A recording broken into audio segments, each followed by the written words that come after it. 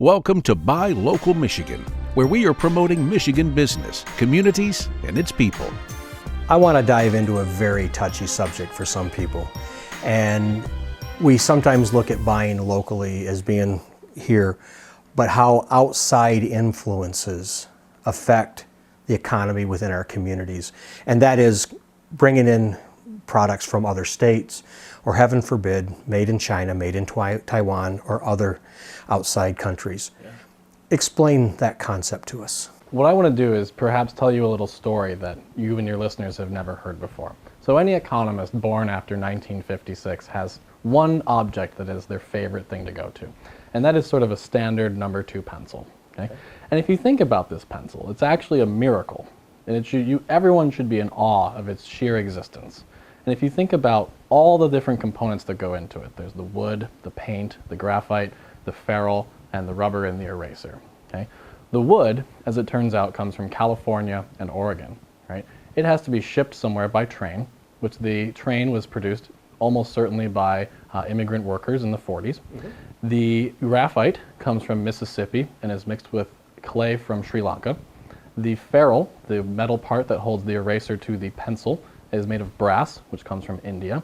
And the eraser itself is actually a combination of pumice from Italy and cadmium sulfide from Russia.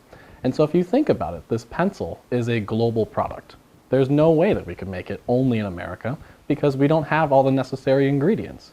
And so the pencil, if you think about it, is a modern miracle. It is the result of millions of people around the world working together. Their political and religious differences means that some of them probably hate each other and go to war with each other. And yet none of that stopped them from producing a pencil. And so the economist sees sort of everything in the world in the same way that we see the pencil. We see the crops grown in Michigan. Well, are they really grown in Michigan? The fertilizer certainly doesn't come from Michigan, and the tractor almost certainly doesn't either, right? We see the oranges that go into our orange juice, or if you're more adventurous and want to go out in the night scene, your mimosas or mixed drinks, mm-hmm. right? Those oranges come from Florida, right? They can't possibly be made in Michigan. The vodka, who knows where that comes from? I have absolutely no idea, right? And so to the economist, it's very difficult to point to something that is made locally. We can point to things that are sold locally. That's relatively easy. You just find where the store is and who's buying it. Right. But produced locally is a very difficult concept. And so these outside influences allow us to actually produce the very things that we produce in Michigan.